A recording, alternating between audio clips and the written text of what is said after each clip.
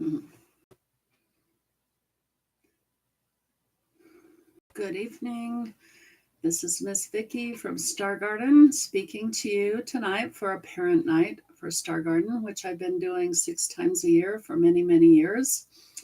And this is a topic I really love. And before I begin, I want to begin with the verse to get us started. So it is May My Soul Bloom in Love for All Existence by Rudolf Steiner. Now, tonight's topic is called Food as Medicine. And I wanted to speak about this. For one thing, I've been studying it since my early 20s, and it is a very confusing topic, I believe, because there's so much information that's contradictory. And so, the first thing I wanted to say about that is that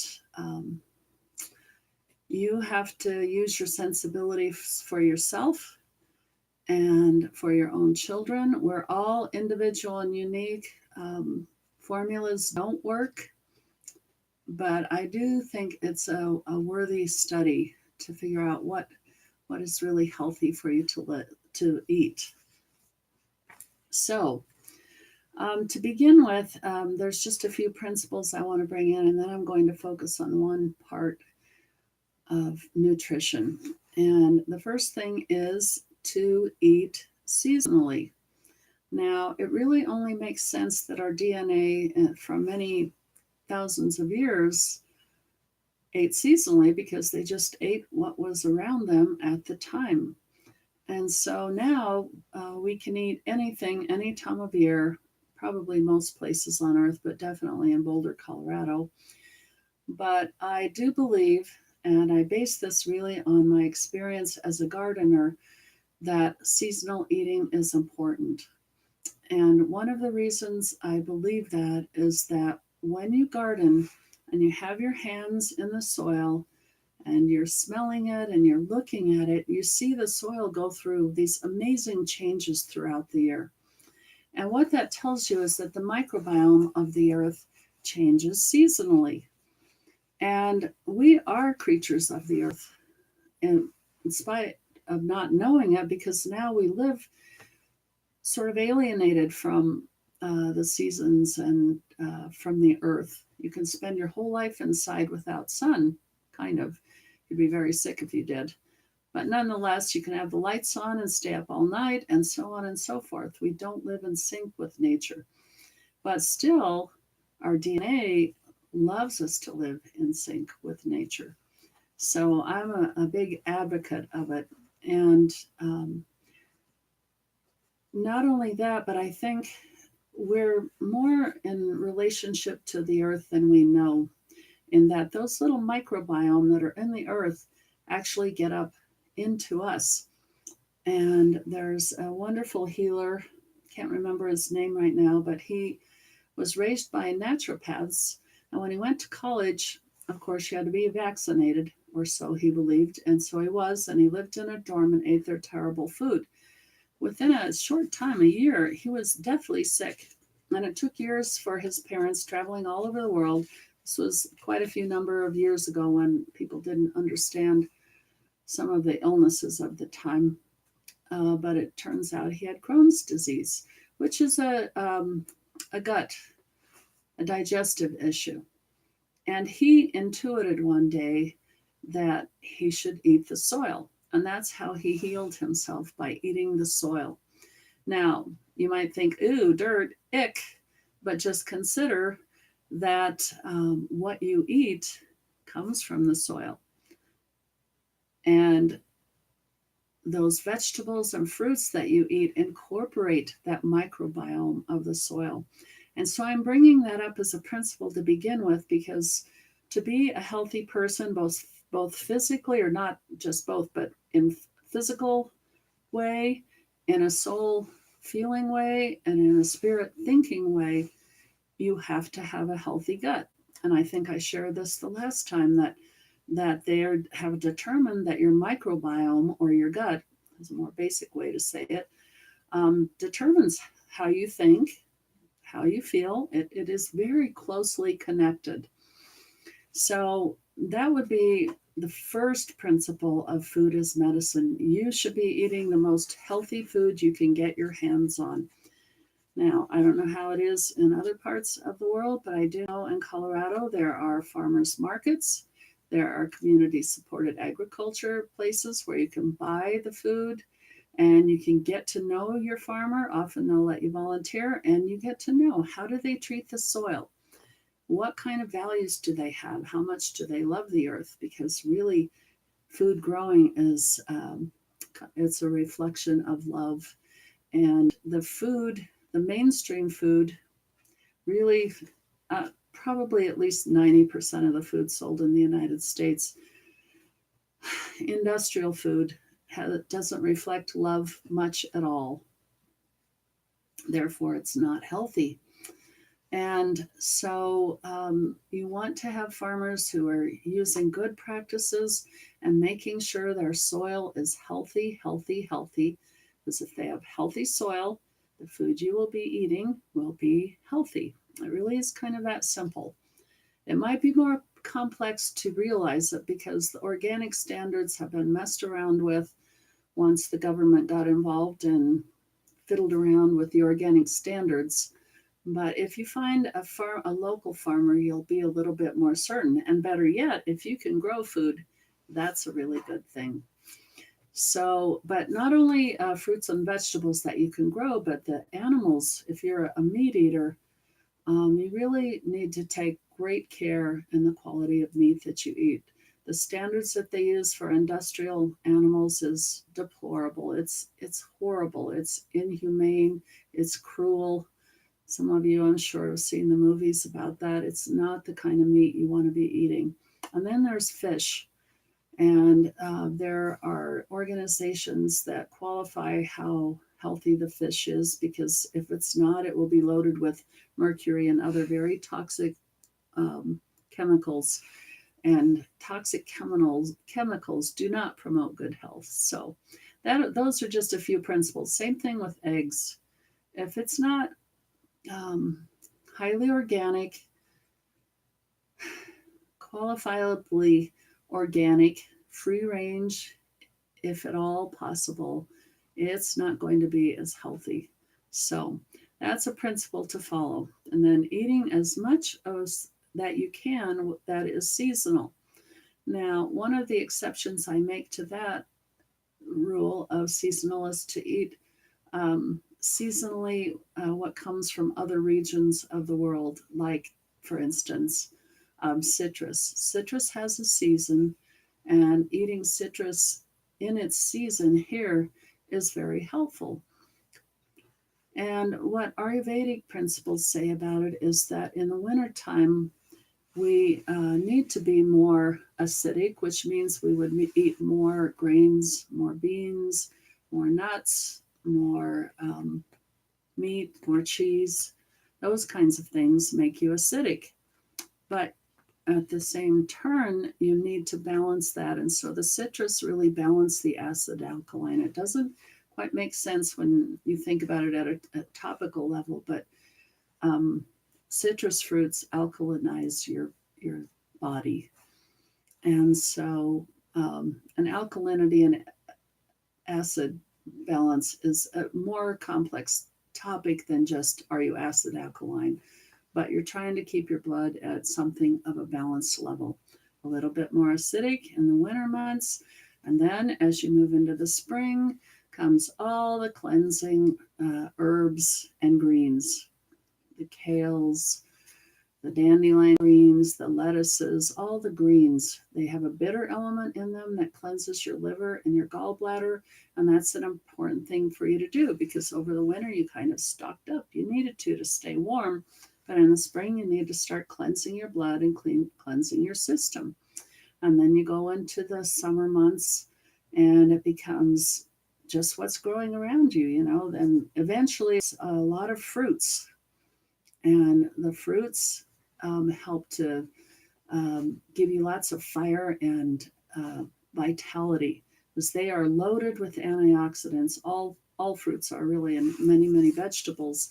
Their colors really kind of tell you what antioxidants they have, but they're very health giving. but seasonally, not so much all year long, although there are certain fruits and vegetables that can go into the winter, like the citrus and the berries and so on. So that's just a general principle to follow.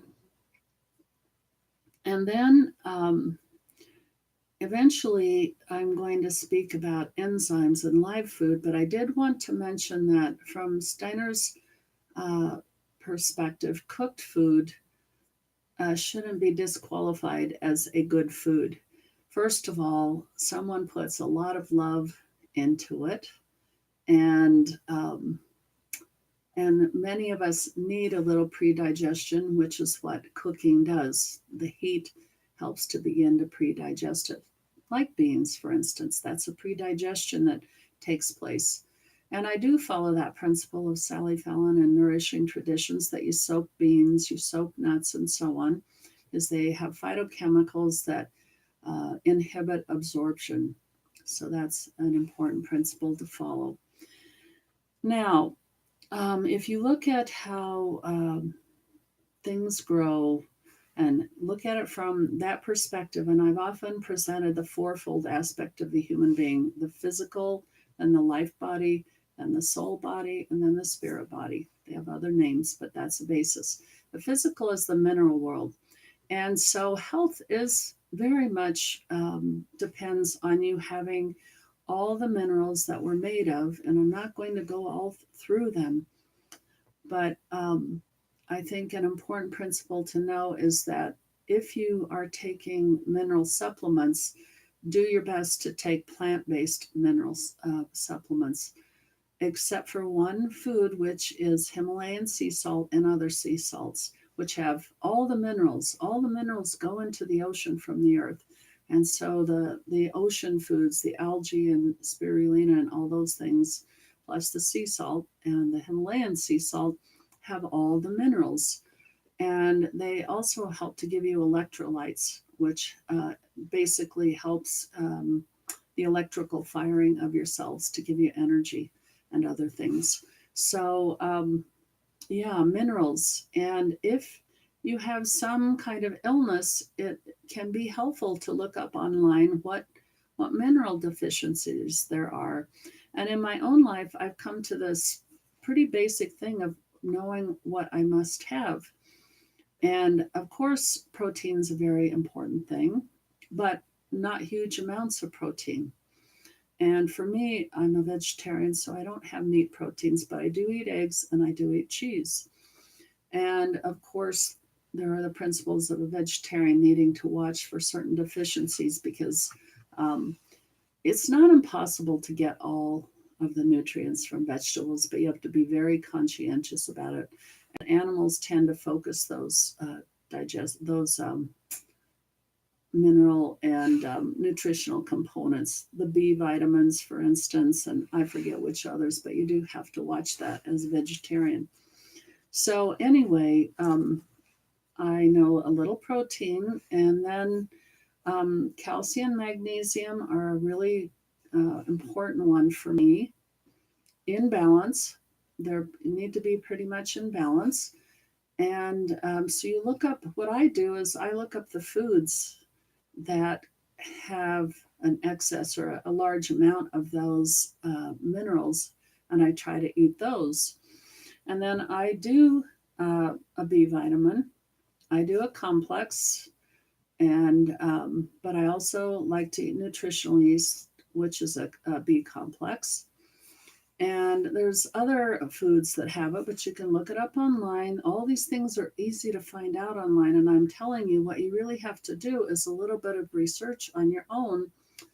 And what I give you in classes will help you as well. But as I said, every person is individual. Now, iron is another important one. And there are certain factors that show low amounts of these nutrients. For instance, low iron, you have low energy, and you can be really kind of grumpy and down. And also how when you squeeze your fingers, how red they become and how quickly it goes away. There are certain ways you can tell. But nonetheless, iron, and there are foods that are rich in iron. And there are also supplements like Floradex has an iron, and it's all vegetables and herbs. Herbs are also have great amounts of nutrients. So watching out for how much iron you have.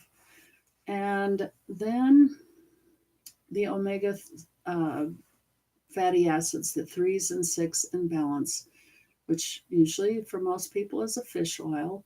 And for me, there are vegetable versions of the omega 3s and 6s. I do Udi's 369, and it's basically flax, primrose, borage, those kinds of oils. And that's really good for your brain because your brain needs all the fats that it can get. Not all, but needs a goodly amount. So that's all I'm going to say about minerals. And I have had charts that show you what foods have minerals and what illnesses are connected with mineral deficiencies, but you can find that all online with a little bit of investigation. Not much investigation at all. You just type in what mineral deficiency is affiliated with flu. They'll tell you right away, vitamin C. And so what do I do for vitamin C? I used to take vitamin C, and you have to be careful about vitamin C because there's sort of more chemical ones. You definitely need a food-based one, but for me, it's citrus. I have lemon in the winter, fall, starting in the fall through the winter up to the spring, not over the summer, but lemon. Lemon with a little maple syrup and cayenne. And if you need the mineral and the electrolyte, you put a little sea salt in it. It's a lot of vitamin C for you. And so, yeah, that's all I want to say about minerals, because I want to go more into live foods, which Skinner made this wonderful statement. I love how he comes up with this. And he says, enzymes are the bridge between the physical and the spiritual world. And you can really sort of sense how that could be because it's all live foods. That's one of the definitions of enzymes, that it has to be a live food. Cooking, irradiating, microwaving, which is one of the reasons microwave is really not good for you. That's not the only one. It changes the structure, kind of the cell structure of the food, that your body can't digest it well. So not a healthy thing to be microwaving your food. Avoid it as much as you can. And so anyway, enzymes are the bridge between the physical and the spiritual. So I just want to share with you some of the things that enzymes do for you. And so enzymes play an important role in every function of the human body. How amazing is that? And to know that magnesium must be present for the enzyme function to take place. And then several places in your digestive system secrete enzymes. That's important. And enzymes help with nutrient absorption. So the principle is that if you're going to eat cooked food, which most of us do, especially in the winter, make sure that you're having some live food at every meal, whether it's berries, fruit, greens, nuts, dates, different live foods. And different kinds of enzymes are used to digest different kinds of food.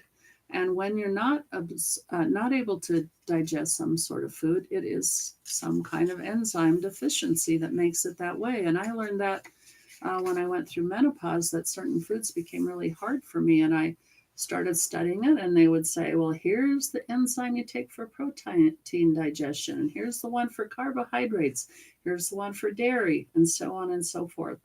So you can look into that. And in times past, people had way more enzymes. The things that describe that destroy enzyme, I already listed: cooking, irradiation, microwaving, but GMO food, GMO practices, destroys enzymes, and processing, all the kinds of processing, the chips and all that stuff definitely destroys enzymes.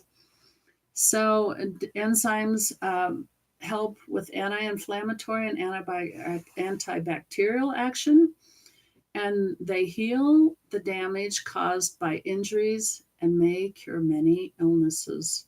So, and they're very, very powerful. They're actually potent, which is why juices work well, because they still have the enzymes from the food. They don't have the fiber. And I gave an article today in class that talks about fiber as such an important thing for digestion. And it really is. You cannot not have fiber and digest well. So enzymes break down diseased parts of the body, allowing the body to return to the normal condition, which would be another reason to do juicing for illness. And enzymes have blood purifying action to eliminate toxins in the blood. And they have a cellular rejuvenating effect that promotes regeneration of damaged cells. So we all have damaged cells for one reason or another, whether it's the toxins that we carry around just because of what we breathe and what we eat and what we wear and the lotions we put on us. Our environment is very toxic. So even if you're very conscientious, you are taking in toxins. You can't walk on the earth today without having toxins. In fact, they have discovered that the worst way to bring toxins in your household is on your shoes. And think of it, every park, they spray pesticides and herbicides. There may be some areas where they've stopped that, but on the whole, not. And on the whole, most people use that on their lawns, which is kind of sad that really there's more herbicide and pesticide use on lawns than even in our industrial agriculture, which is something that we individually can put a stop to. And I highly encourage people to do that for your own health. So,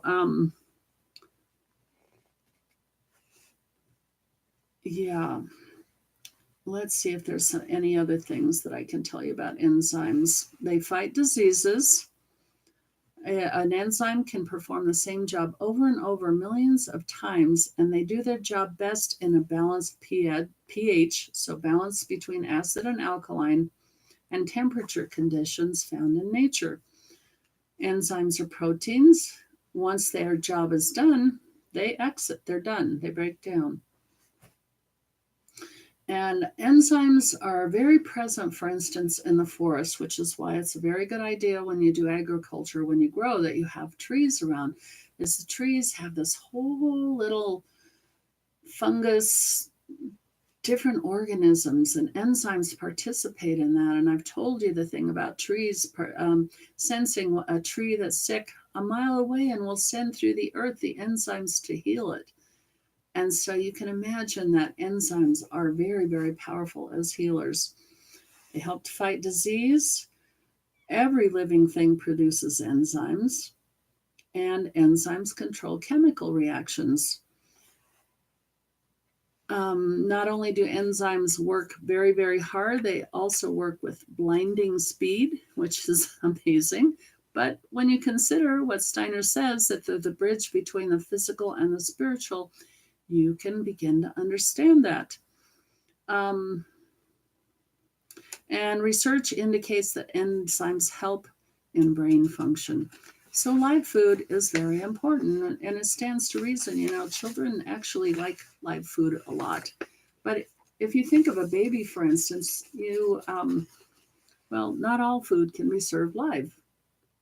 Like sweet potatoes, for instance, that you must cook for them. And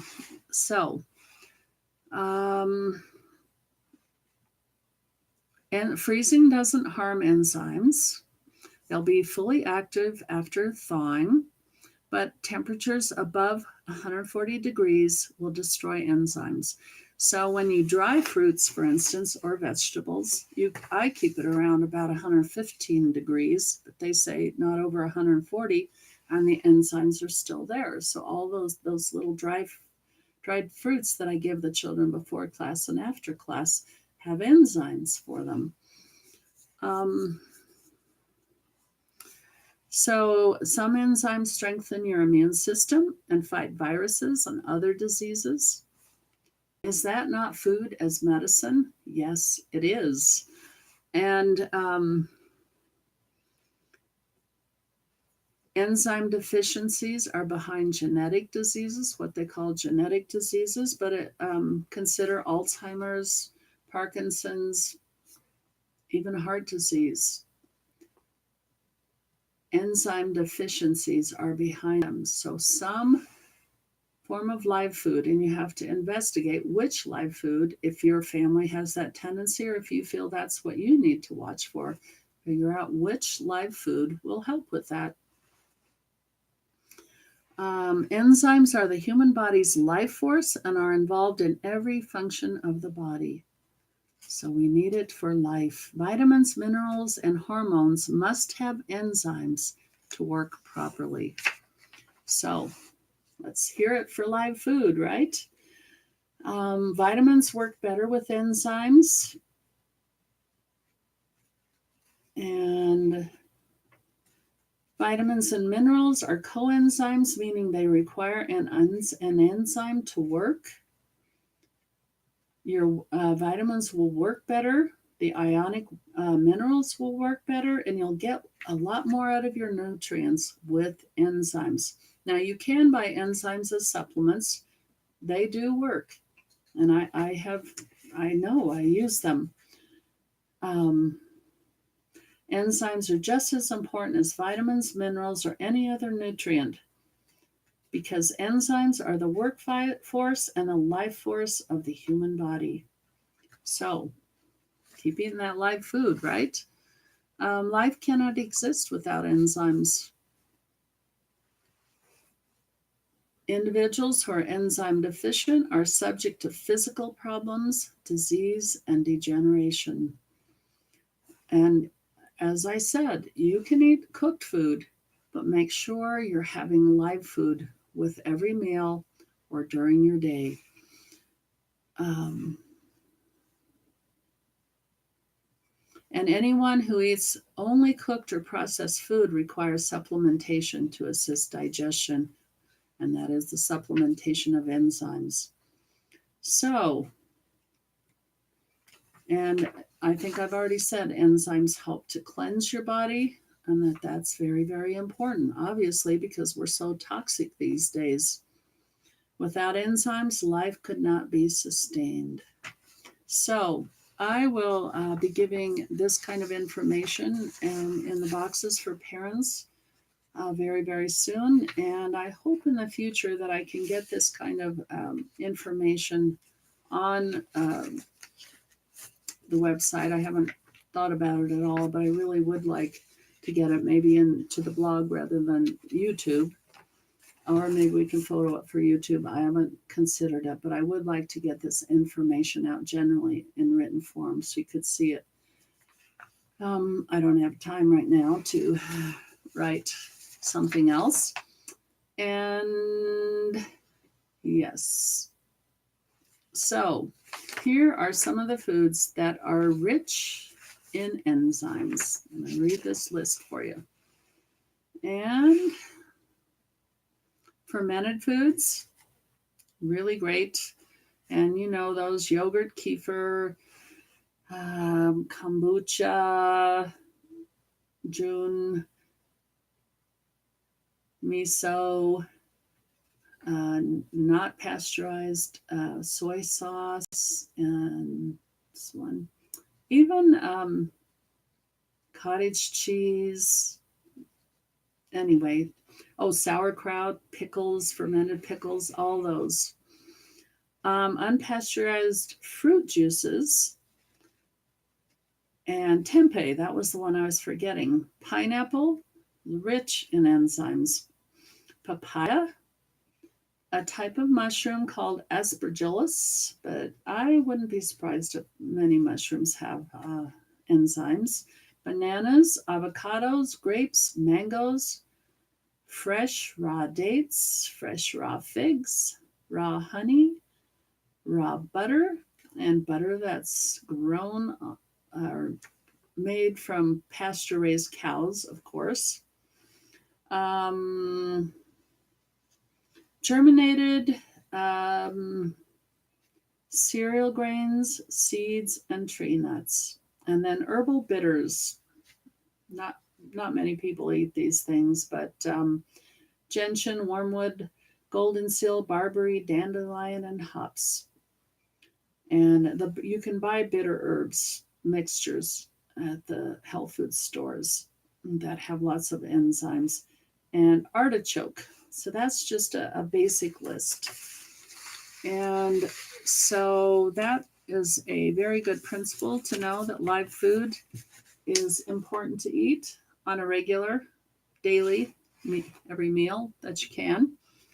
And then just a few more principles to cover um, about health and food as medicine. There is quite a bit of evidence, I believe, that's showing that we should be eating less grains, not no grains, but less grains, sugars, and especially white sugar, of course.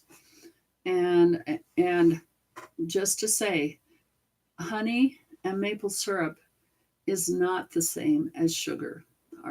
The chemist wants to tell you it is, but it's not. They have very, very different properties. And processed foods, to stay away from processed foods. And I've told you that principle about shopping around the outside of the store. And it's the outside of the store because that's where the refrigerators and freezers are and the fresh food. So that's a very good principle. Just a little time in the middle of the store where you might have to get a little canned goods here or there, but mostly the fresh fruits and vegetables, the drinks, and the meats, and all that. So that's the first one. And then I already told you the principle of being careful where your food comes from. Yeah, and now you've seen these things like what was romaine lettuce had some, I don't know if it was E. coli, I don't really follow it, but if you know where your food's coming from, you don't have to worry about that too much. And then how much you eat. And there's a general principle. It's to say a grace before a meal and then eat until your belly is 80% full. And that makes good sense, doesn't it? And when to eat is important too, not to be eating all the time, all day long for hours after hours.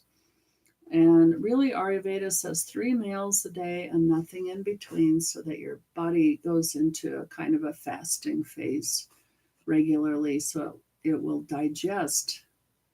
And that does make sense as well, although I don't know that could be practiced with children. They have such high nutritional demands because their brain is growing so fast and they're also so active that I don't really think you can do that with children. I haven't tried to investigate what Ayurveda says about that, but just my experience with children is breakfast, snack, lunch, snack, dinner, and for some, a snack before bed. And then personalizing your own dietary needs. And it is important to pay attention to food sensitivities and food allergies. Because what happens when you don't is whatever that food is, if it's grain or whatever, it goes into your digestion. And then for one reason or another, usually that you don't have the digestive factors, you don't have the microbiome to digest what you have. And not only that, the unhealthy microbiome and factors, bacteria, etc., have predominated. And if you don't have enough fiber, especially, then the wall of your intestines has holes in it, and the food can go out of your digestive system straight into your bloodstream undigested. And that's why you're showing that you have a sensitivity or an allergy, because your body's not going to accept it till it's broken down and will become you. And essentially it sets you up for chronic inflammation, which is what a rash is, or chronic running nose, fevers, um, pimples, acne, it's, that kind of thing. Your skin is one of the best purifying organs of your body. And so when your child has a rash or even psoriasis, it's showing you that your body needs to get something out of it. It's not, your digestion is not working properly. Other types of inflammation are stiff joints, gout, arthritis. Those things are inflammation. So you have to watch. And inflammation is important also because, um, let's say you get a little sliver. Your body will get inflamed to reject that sliver.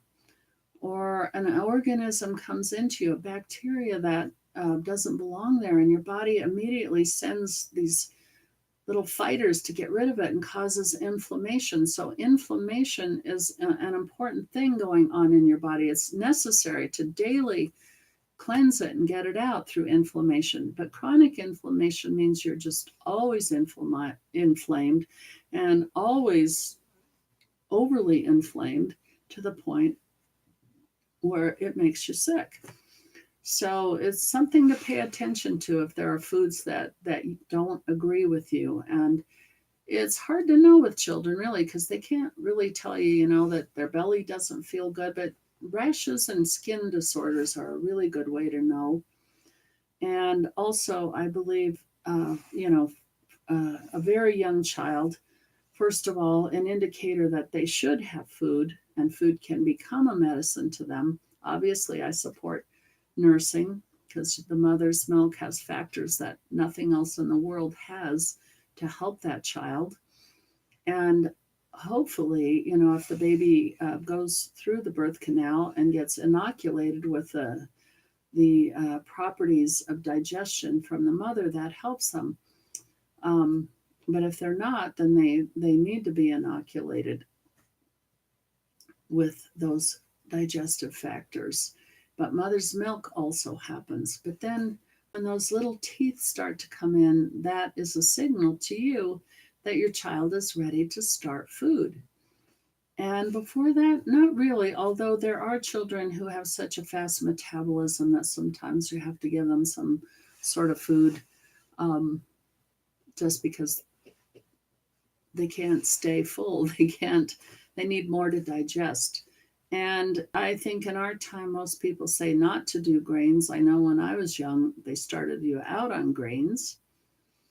And actually, I have to say something on behalf of grains because I believe that most grains are not healthy because of the way they're raised and the way they've been genetically manipulated, and not necessarily GMO, but they have other ways of manipulating seeds. And also things like wheat, they use Roundup, which is glyphosate. I'm not sure if I'm saying that correctly, but anyway, it's a very toxic drug. They advertised it when it came out as no big deal. It biodegrades in 8 hours and so on. They lied. They lied and they're still lying. And there are areas in the world where they say, no, you're not going to use Roundup Ready. Roundup is what's used the most on lawns. And it completely interferes with your digestion because it's a low-grade antibiotic. Antibiotics kill the healthy bacteria or the healthy digestive factors in your digestion. And as all antibiotics do, so you want to avoid antibiotics as much as you can. And there are instances where illness does require antibiotics, but you want to avoid them as much as you can because it destroys the healthy digestive factors. And then your digestion is just open and vulnerable. And there's a cascade effect of taking antibiotics. And there are natural antibiotics and taking bitters and so on that start to pull the toxins out. But golden seal is a natural antibiotic, but you also have to be careful not to take too much of it because it can interfere with your digestion. So, there's really no way around. We all have to be our own doctor. And that's the point of all these talks of health and nutrition that I'm trying to give you, is that What it requires us to do is to become in touch and in tune with our own physical bodies and the bodies of our children, and to develop the ability to observe ourselves and to observe our children. And how did that meal set with us? And what part didn't agree with us? And maybe I shouldn't eat this. And if I can eat it, maybe there's something missing. Maybe there's some mineral missing or an enzyme missing. Like I said, the enzymes, some do proteins, some do carbohydrates, and so on. And so it really is just a way of getting in touch with ourselves, because this is how Steiner taught Goethean science. It's all the spirit world telling us, informing us in a very wise way, that in the past people had this kind of intuition. And our intuition has had to step back to be able to think in a very strong materialistic way like we do. But now it wants to come back. The spirit world wants us to regain this kind of intuition. And our children want that too. That's why children are sick. They're saying, stop and look and listen to the spirit and soul world. The material world is just a reflection of the spirit and soul. And imbued within the material world is the soul and spirit. And it wants us to say, oh, I recognize you. You're very important to us. It's important for us to regain that kind of connection. So let me see if there's anything else I need to say about,